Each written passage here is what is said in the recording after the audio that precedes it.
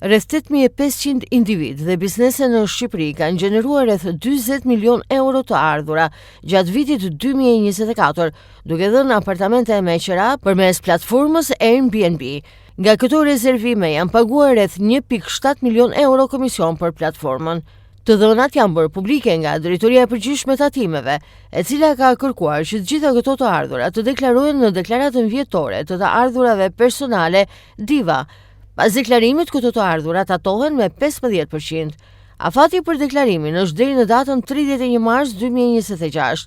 Nëse nuk deklarohen në kohë, atëherë do të aplikohen penalitete. Sipas të dhënave zyrtare, gjatë vitit 2024 janë realizuar mbi 8400 subjekte që kanë ofruar akomodim përmes kësaj platforme, me një vlerë totale rezervimesh prej rreth 3.8 miliard lekësh. Komisionet e platformës kanë qenë rreth 167 milion lekë. Administrata tatimore ka paralajmëruar se disponon të dhëna për këto të ardhura e u bën thirrje të gjithë individëve dhe bizneseve që t'i deklarojnë për të shmangur kontrollet dhe gjobat.